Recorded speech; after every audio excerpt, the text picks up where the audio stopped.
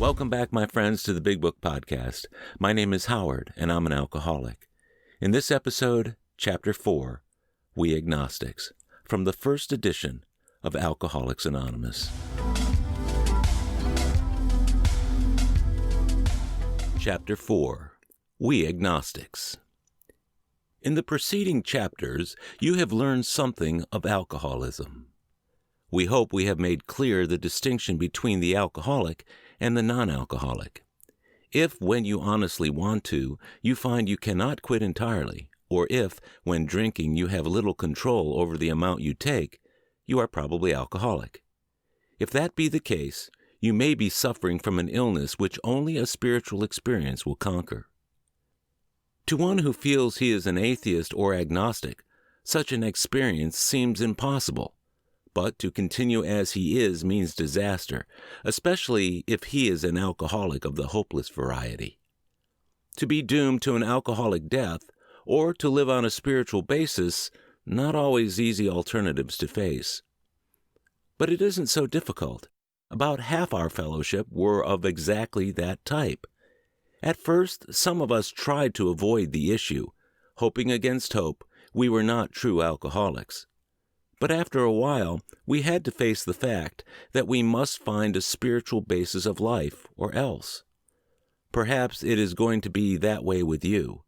But cheer up, something like 50 of us thought we were atheists or agnostics. Our experience shows that you need not be disconcerted. If a mere code of morals or a better philosophy of life were sufficient to overcome alcoholism, many of us would have recovered long ago. But we found that such codes and philosophies did not save us, no matter how much we tried. We could wish to be moral. We could wish to be philosophically comforted. In fact, we could will these things with all our might, but the needed power wasn't there. Our human resources, as marshaled by the will, were not sufficient. They failed utterly. Lack of power, that was our dilemma. We had to find a power by which we could live, and it had to be a power greater than ourselves. Obviously. But where and how were we to find this power? Well, that's exactly what this book is about. Its main object is to enable you to find a power greater than yourself, which will solve your problem. That means we have written a book which we believe to be spiritual as well as moral. And it means, of course, that we are going to talk about God. Here, difficulty arises with agnostics. Many times we talk to a new man and watch his hope rise as we discuss his alcoholic problems and explain our fellowship. But his face falls when we speak of spiritual matters, especially when we mention God. For we have reopened a subject which our man thought he had neatly evaded or entirely ignored. We know how he feels. We have shared his honest doubt and prejudice. Some of us have been violently anti-religious. To others, the word God brought up a particular idea of him with which someone had tried to impress them during childhood. Perhaps we rejected this particular conception because it seemed inadequate. With that rejection, we imagined we had abandoned the God idea entirely. We were bothered with the thought that faith and dependence upon a power greater than ourselves was somewhat weak, even cowardly. We looked upon this world of warring individuals, warring theological systems, and inexplicable calamity with deep skepticism.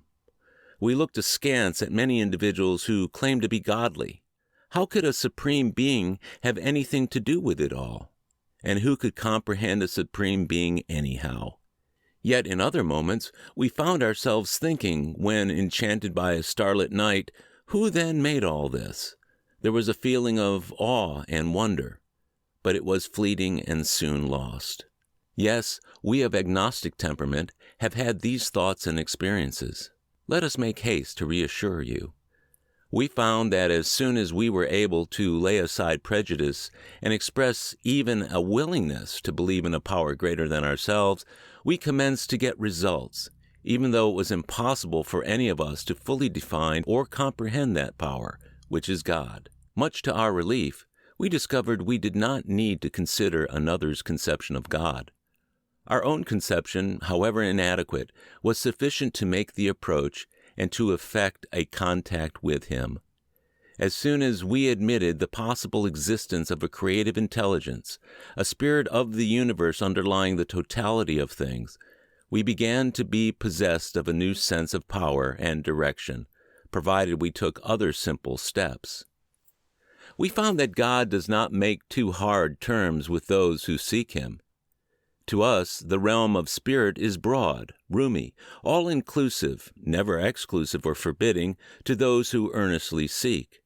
It is open, we believe, to all men. When, therefore, we speak to you of God, we mean your own conception of God. This applies, too, to other spiritual expressions which you find in this book. Do not let any prejudice you may have against spiritual terms deter you from honestly asking yourself what they mean to you. At the start, this is all we needed to commence spiritual growth, to effect our first conscious relation with God as we understood him. Afterward, we found ourselves accepting many things which then seemed entirely out of reach. That is growth, but if we wished to grow, we had to begin somewhere. So we used our own conception, however limited it was.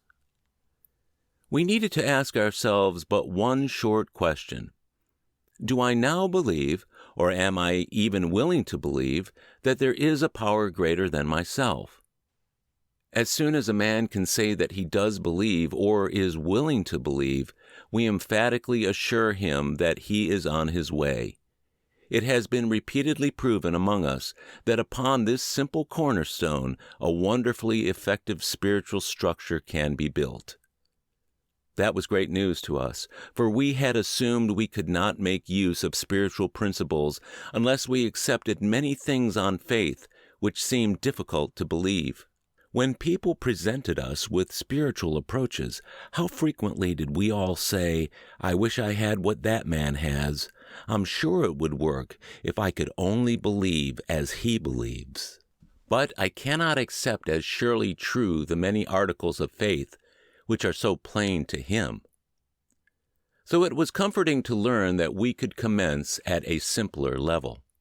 Besides a seeming inability to accept much on faith, we often found ourselves handicapped by obstinacy, sensitiveness, and unreasoning prejudice.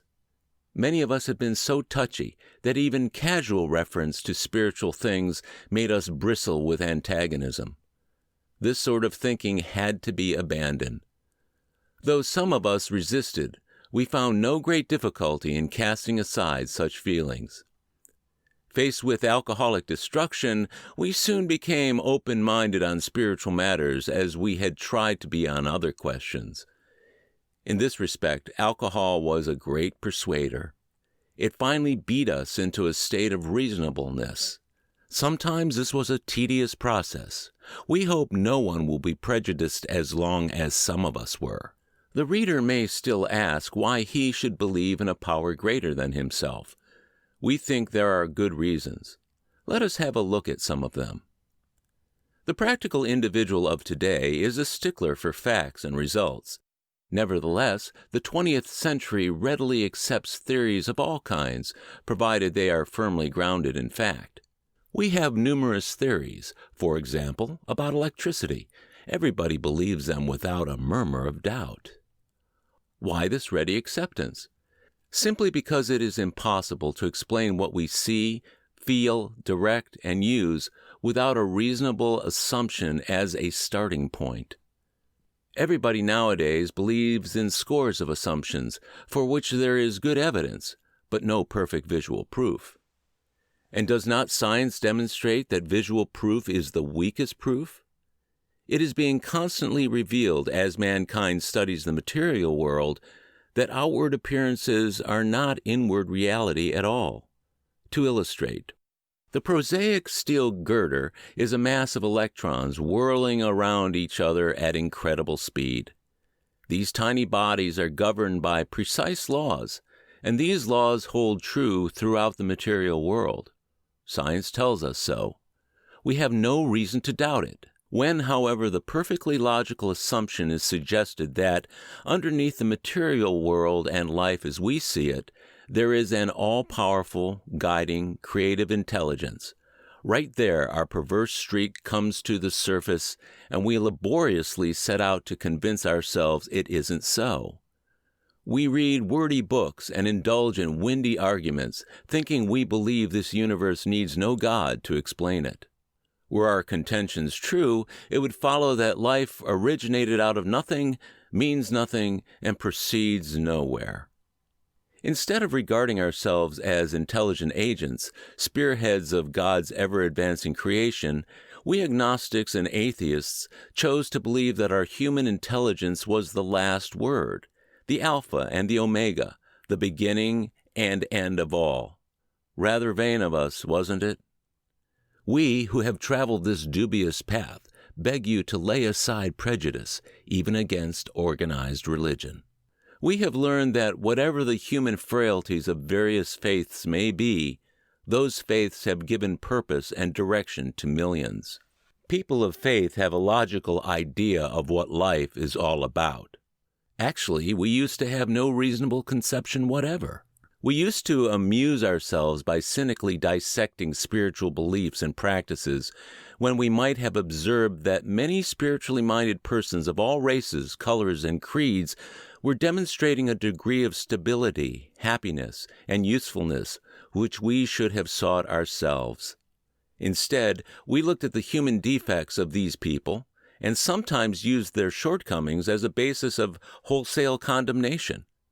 We talked of intolerance while we were intolerant ourselves. We missed the reality and the beauty of the forest because we were diverted by the ugliness of some of its trees. We never gave the spiritual side of life a fair hearing. In our personal stories, you will find wide variation in the way each teller approaches and conceives of the power which is greater than himself. Whether we agree with a particular approach or conception seems to make little difference. Experience has taught us that these are matters about which, for our purpose, we need not be worried.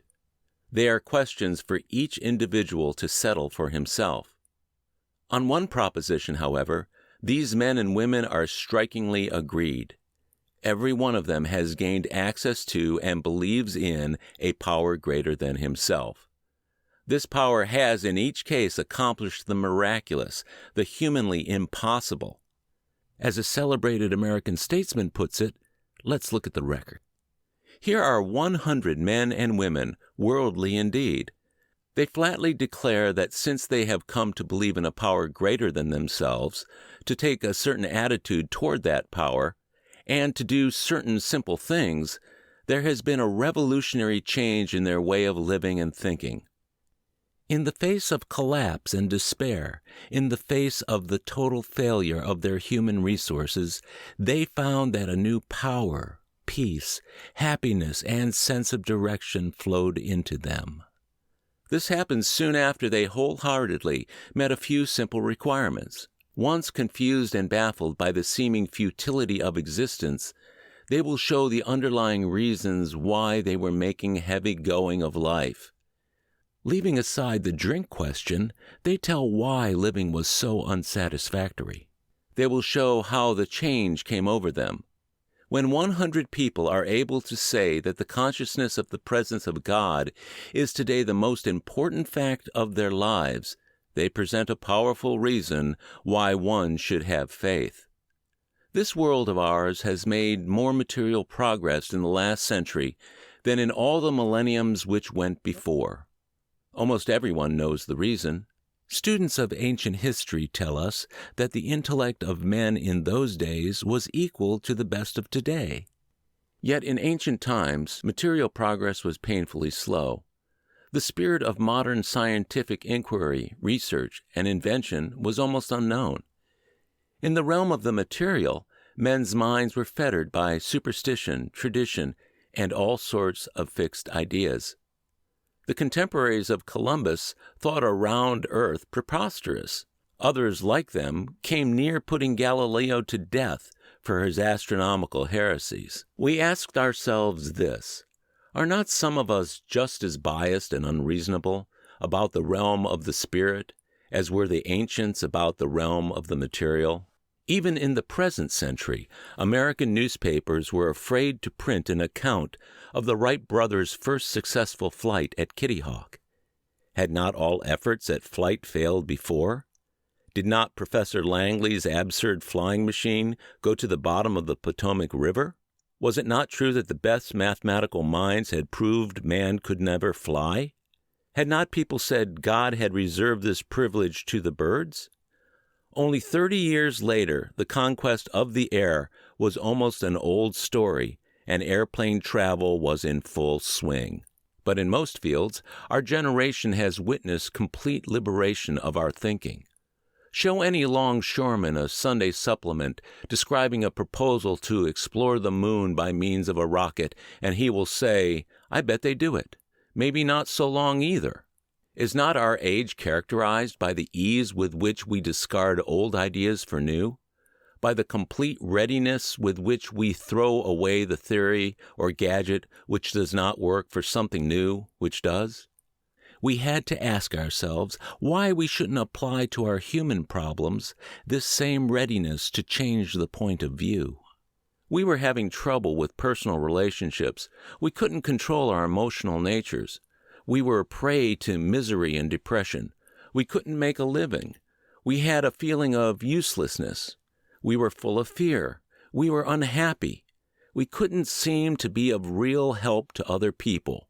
Was not a basic solution of these bedevilments more important than whether we should see newsreels of lunar flight? Of course it was. When we saw others solve their problems by simple reliance upon the spirit of this universe, we had to stop doubting the power of God.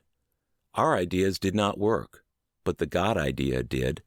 The Wright brothers' almost childish faith that they could build a machine which would fly was the mainspring of their accomplishment. Without that, nothing could have happened. We agnostics and atheists were sticking to the idea that self-sufficiency would solve our problems. When others showed us that God's sufficiency worked with them, we began to feel like those who had insisted the Wrights would never fly.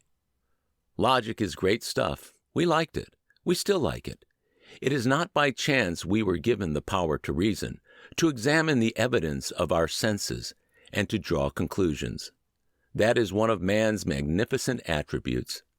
We agnostically inclined would not feel satisfied with a proposal which does not lend itself to reasonable approach and interpretation. Hence, we are at pains to tell why we think our present faith is reasonable, why we think it more sane and logical to believe than not to believe, why we say our former thinking was soft and mushy when we threw up our hands in doubt and said, "We don't know." When we became alcoholics, crushed by a self-imposed crisis we could not postpone or evade, we had to fearlessly face the proposition that either God is everything or else he is nothing. God either is or he isn't. What was our choice to be? Arrived at this point, we were squarely confronted with the question of faith. We couldn't duck the issue. Some of us had already walked far over the bridge of reason toward the desired shore of faith. The outlines and the promise of the new land had brought luster to tired eyes and fresh courage to flagging spirits. Friendly hands had stretched out in welcome. We were grateful that reason had brought us so far, but somehow we couldn't quite step ashore. Perhaps we had been leaning too heavily on reason that last mile, and we did not like to lose our support. That was natural, but let us think a little more closely. Without knowing it, had we not been brought to where we stood by a certain kind of faith? For did we not believe in our own reasoning? Did we not have confidence in our ability to think? What was that but a sort of faith? Yes, we had been faithful, abjectly faithful to the God of reason. So, in one way or another, we discovered that faith had been involved all the time. We found, too, that we had been worshipers. What a state of mental gooseflesh that used to bring on! Had we not variously worshipped people, sentiment, things, money, and ourselves? And then, with a better motive, had we not worshipfully beheld the sunset, the sea, or a flower? Who of us had not loved something or somebody? How much did these feelings, these loves, these worships have to do with pure reason? Little or nothing, we saw at last. Were not these things the tissue out of which our lives were constructed? Did not these feelings, after all, determine the course of our existence? It was impossible to say we had no capacity for faith, or love, or worship. In one form or another, we had been living by faith and little else. Imagine life without faith. Were nothing left but pure reason, it wouldn't be life. But we believed in life. Of course we did. We could not prove life in the sense that you can prove a straight line is the shortest distance between 2 points, yet there it was. Could we still say the whole thing was nothing but a mass of electrons, created out of nothing, meaning nothing, whirling on to a destiny of nothingness? Of course we couldn't. The electrons themselves seem more intelligent than that. At least, so the chemists said. Hence, we saw that reason isn't everything. Neither is reason, as most of us use it, entirely dependable, though it emanate from our best minds. What about people who proved that man could never fly? Yet we had been seeing another kind of flight, a spiritual liberation from this world, people who rose above their problems. They said God made these things possible, and we only smiled. We had seen spiritual release, but liked to tell ourselves it wasn't true. Actually, we were fooling ourselves, for deep down in every man, woman, and child is the fundamental idea of God. It may be obscured by calamity, by pomp, by worship of other things, but in some form or other it is there. For faith in a power greater than ourselves, and miraculous demonstrations of that power in human lives, are facts as old as man himself. We finally saw that faith in some kind of God was a part of our makeup, just as much as the feeling we have for a friend. Sometimes we had to search fearlessly, but he was there. He was as much a fact as we were. We found the great reality deep down within us. In the last analysis, it is only there that he may be found. It was so with us. We can only clear the ground a bit. If our testimony helps sweep away prejudice, enables you to think honestly, encourages you to search diligently within yourself, then, if you wish, you can join us on the broad highway. With this attitude, you cannot fail. The consciousness of your belief is sure to come to you. In this book, you will read the experience of a man who thought he was an atheist. His story is so interesting that some of it should be told now. His change of heart was dramatic, convincing, and moving. Our friend was a minister's son. He attended church school where he became rebellious at what he thought an overdose of religious education. For years thereafter, he was dogged by trouble and frustration. Business failure, insanity, fatal illness, suicide, these calamities in his immediate family embittered and depressed him. Post-war disillusionment, even more serious alcoholism, impending mental and physical collapse, brought him to the point of self-destruction. One night, when confined in a hospital, he was approached by an alcoholic who had known a spiritual experience. Our friend's gorge rose as he bitterly cried out, "If there is a God, he certainly hasn't done anything for me." But later, alone in his room, he asked himself this question: is it possible that all the religious people I have known are wrong? While pondering the answer, he felt as though he lived in hell. Then, like a thunderbolt, a great thought came.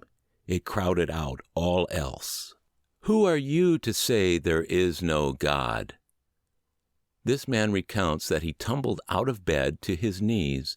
In a few seconds he was overwhelmed by a conviction of the presence of God. It poured over and through him with the certainty and majesty of a great tide at flood. The barriers he had built through the years were swept away. He stood in the presence of infinite power and love. He had stepped from bridge to shore. For the first time, he lived in conscious companionship with his Creator. Thus was our friend's cornerstone fixed in place. No later vicissitude has shaken it. His alcoholic problem was taken away.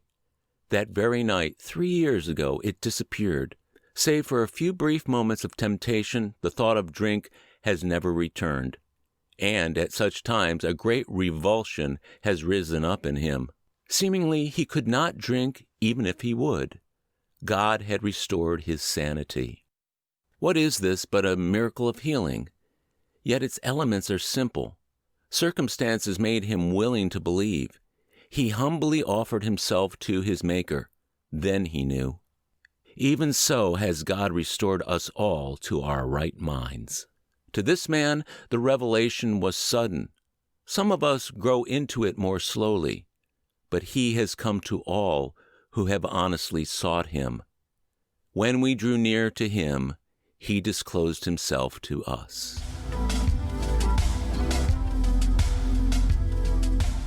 This concludes the reading of Chapter 4, We Agnostics, from the Big Book of Alcoholics Anonymous. I'm grateful you listened. Stay tuned for the next episode, Chapter 5, How It Works, and be sure to download and subscribe to future episodes of the Big Book Podcast at Apple Podcasts, Spotify, Google Podcasts, Stitcher, or wherever you get your podcasts. Or listen at our website, bigbookpodcast.com. And be sure to share this podcast with anyone you know who has a desire to stop drinking. It may be the only version of the Big Book they ever hear.